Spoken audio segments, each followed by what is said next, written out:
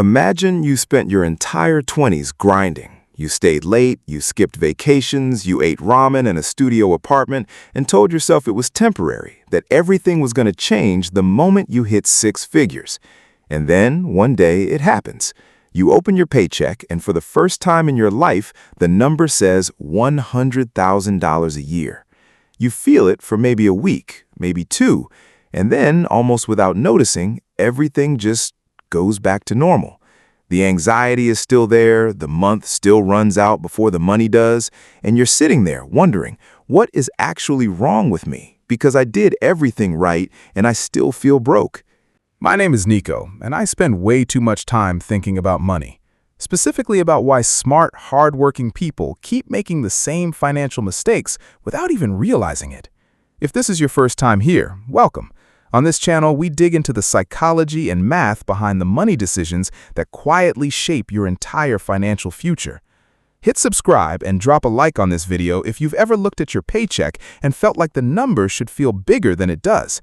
Because today, we're pulling that feeling apart and figuring out exactly where it comes from and what to do about it. Here's the uncomfortable truth that nobody in the personal finance world wants to say out loud.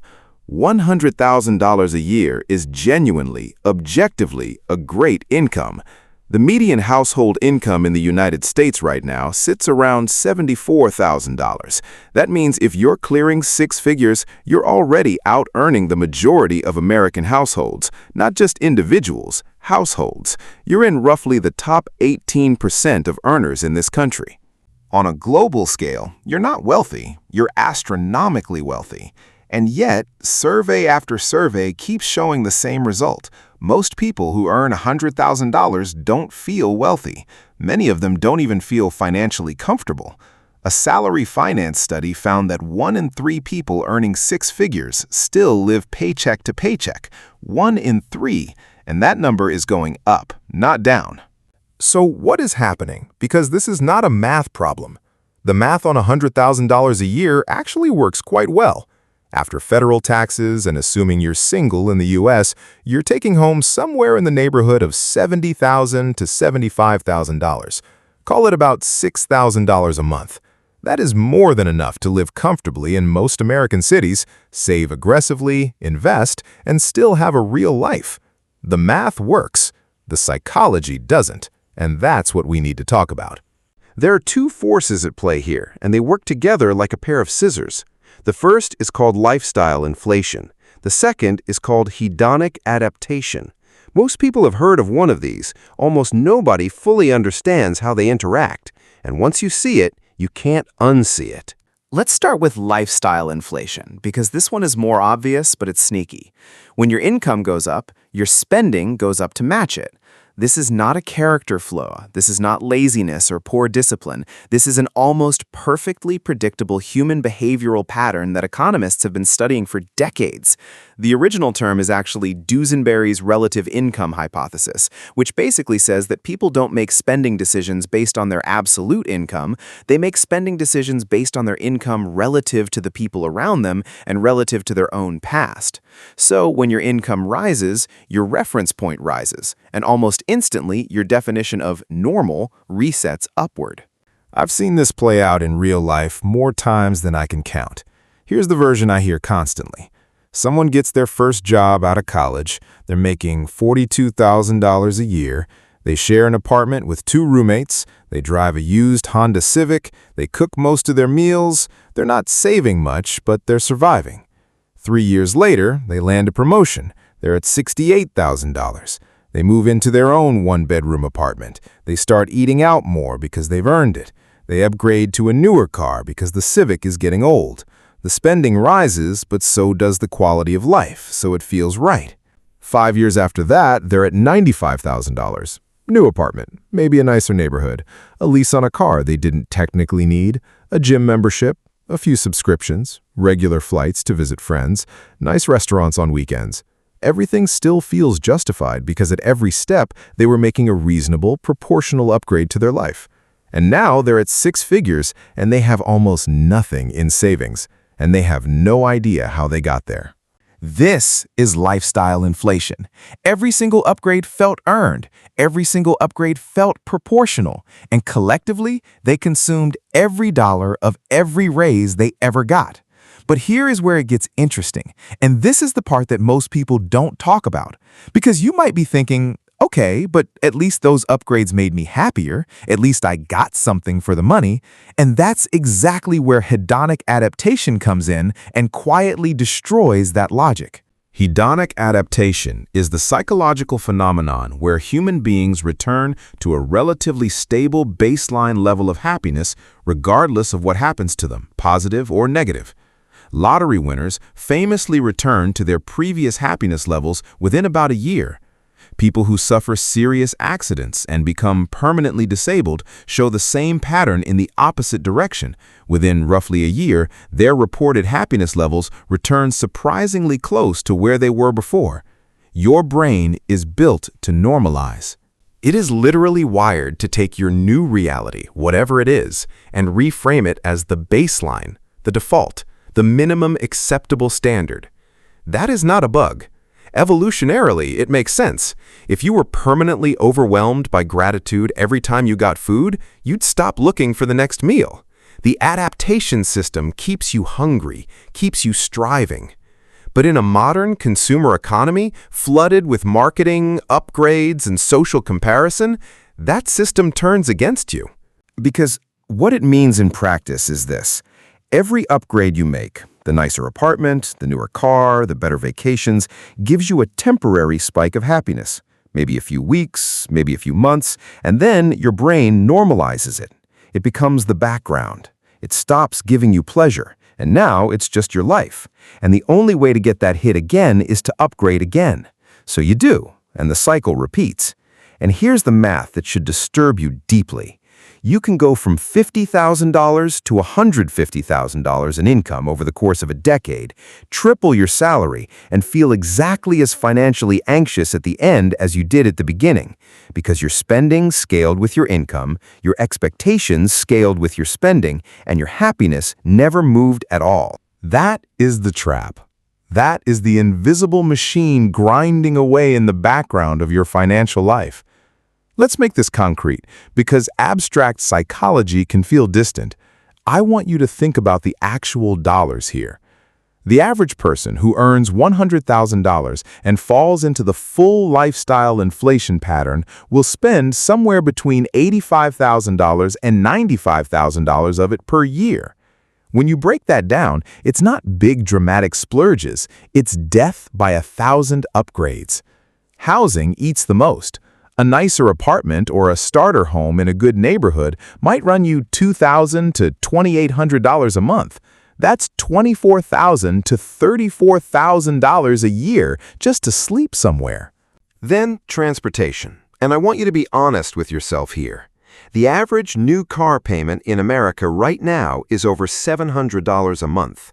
Add insurance, maintenance, gas, or charging, and you're easily at $10,000 to $14,000 a year on your vehicle alone. Food is next. A person who earns $100,000 typically eats out or orders delivery 3 to 5 times a week. That sounds reasonable. That's $600 to $900 a month, $8,000 to $11,000 a year on food. Then you've got subscriptions, and I mean all of them. Streaming, cloud storage, fitness apps, news sites, software, meal kits.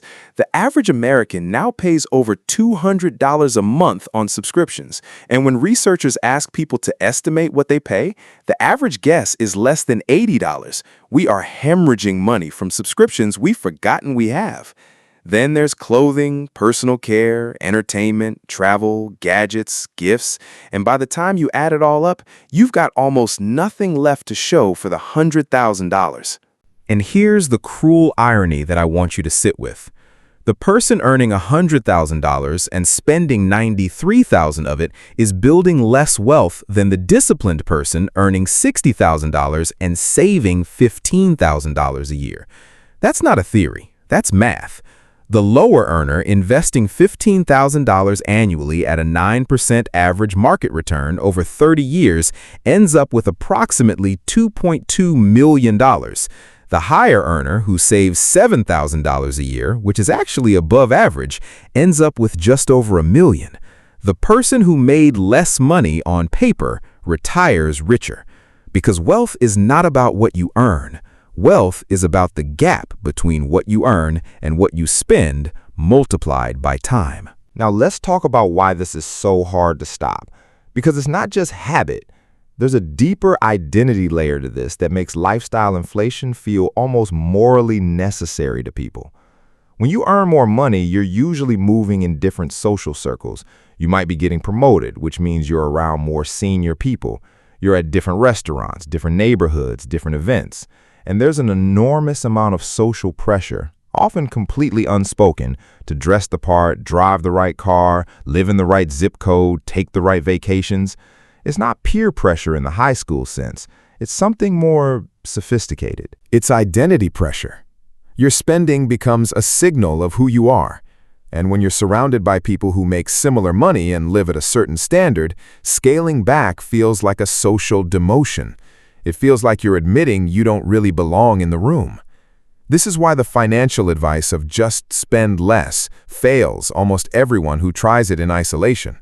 You're not just changing a behavior, you're challenging an identity. You're saying out loud to yourself and to the people around you that you're willing to look like you earn less than you do. And for most people, that is terrifying in a way that has nothing to do with money. There's also the emotional spending layer, and this one is brutal. The higher your income, the higher your stress, usually. Longer hours, more responsibility, more complexity, more visibility. And what does the human brain do when it's stressed and exhausted? It reaches for rewards, food, comfort, status, novelty. The nice dinner isn't just a nice dinner, it's recovery from a brutal week. The weekend trip isn't just a trip, it's an escape from a job that's been slowly draining you. And so the spending doesn't just scale with income, it scales with stress. And when you have both high income and high stress, you have the perfect conditions for aggressive lifestyle inflation disguised as self-care. I'm not saying don't treat yourself. I'm saying be aware of when treating yourself becomes a permanent override on your financial future. Now here's where I want to shift gears, because I don't want this to just be a video that makes you feel bad about money you already spent.